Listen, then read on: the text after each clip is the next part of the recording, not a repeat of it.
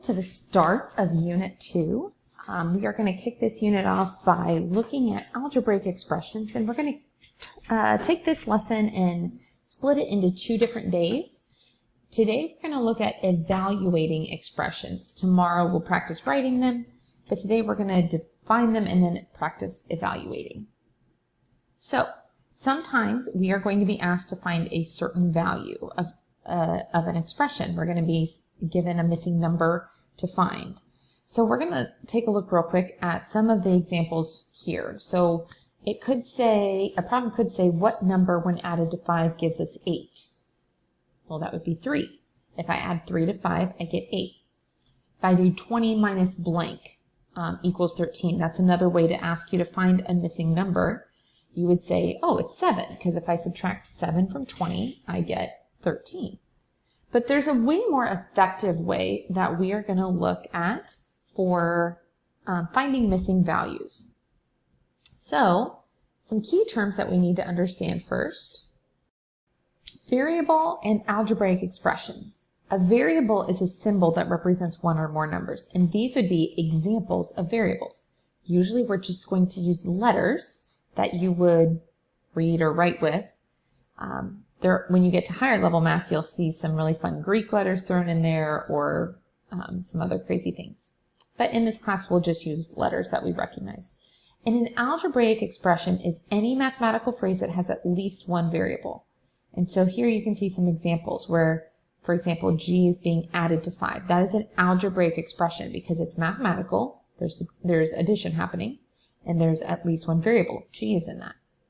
So all of these would be examples of algebraic expressions, and these would be our variables. So what we're going to practice is when we've been given an expression, 2x plus 3 in this case, and then we've been given a value of x.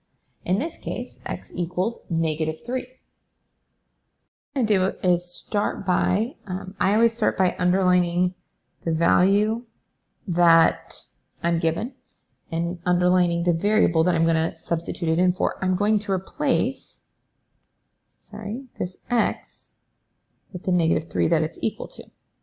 So I'm going to write the entire expression, but when I get to a variable, I'm going to put parentheses and nothing in it just yet, and then plus 3. So everything stays the same. The 2, the plus 3, I'm just replacing the x. And I have to put whatever I'm replacing x with in parentheses. Otherwise, if I didn't, it would look like 2 minus 3, and that's not what we're going for here. So I used red. I like using color coding. So I'm going to put negative 3 in there for x. Now I'm going to simplify using my order of operations.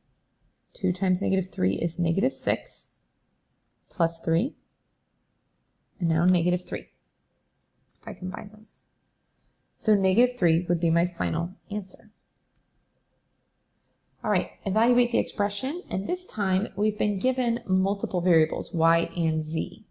So if I pick green for y, I'm going to underline all the y's. And then I'm going to use purple for z.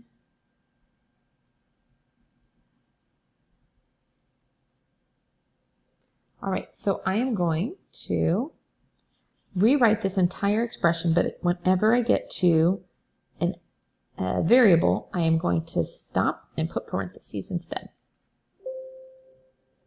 So I'm going to get 5 parentheses minus 3 parentheses plus 4 parentheses minus 1 parentheses and minus 3 parentheses. Now I'm going to fill in my y values for 3. So that was here, here, here. And then the z went here and here. All right. I'm going to give you permission to do a couple of operations at one time. Because we have a long string of things being multiplied together, separated by addition or subtraction, we can actually go ahead and multiply all of these together at once. So 5 times 3 would give me 15. Negative 3 times negative 2 would give me positive 6.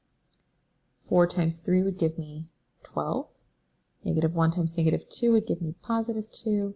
And negative 3 times 3 would give me negative 9. Now, this is where I do want you to go ahead and take it one step at a time, because we're going to add and subtract in order from left to right. We're going to get 21 plus all of this. That would give us 33, 35, and then when I do 35 minus 9, I'm going to get 26. And that would be our final answer. So this one's a little different. I see that it kind of looks like the distributive properties. So I'm going to actually show us two different ways that we can solve this problem. One using distributive property and one not. So I'm going to start with 3 and then 2 times parentheses plus parentheses. I'm going to write that twice because that doesn't change. Just my process is going to change. Oops.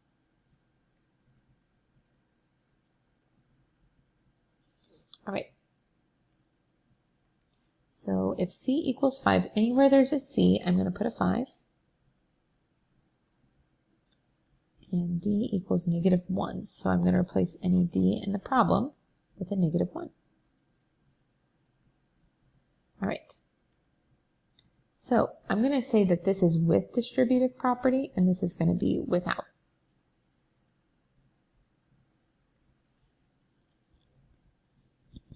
All right.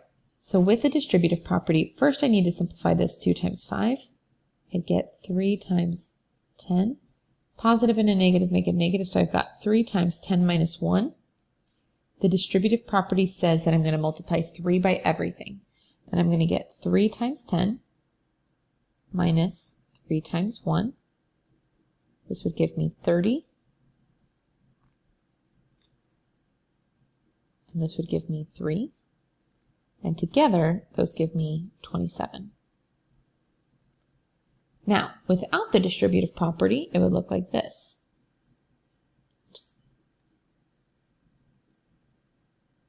Positive and a negative, make a negative. 9 minus 1, or sorry, 10 minus 1 is 9. So I would get 3 times 9, 27. So you can see, because I was showing my work very clearly on this side over here, it means that this side looks like it takes a little bit less time. If the instructions say to use the distributive property, then make sure that you actually use it. But if they don't say what method you have to use, just simplify. You can choose which method you like, whichever one you are more comfortable with. All right. So here are two problems, examples 4 and 5. Try these in your notes, pause the video, and then check back in and see how you did. How'd you do? Over here, you can see I substituted in negative 5 for every A that was in the problem and 3 for every B. When I multiplied those, I got negative 20 plus 21, minus 15, minus 6, and minus 10. Pay attention to your signs.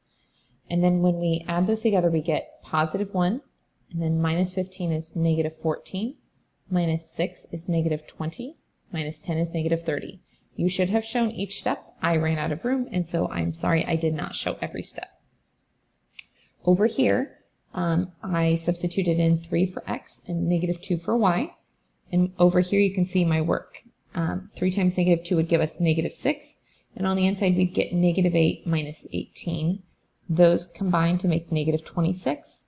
Negative 5 times that would give us 130. Minus 6 would be 124. A really important note is that you shouldn't assume that like x equals 3 is going to go here. A lot of people just kind of get on a roll and they think that the variables over here on this side are written in the same order as they're written in the expression, and that's not always the case. Over here, they're just going to be written in alphabetical order. So make sure you're paying close attention to what variable actually needs to be substituted into the expression. I hope this helps. I hope you feel pretty confident in evaluating algebraic expressions. If you have any questions, please let me know.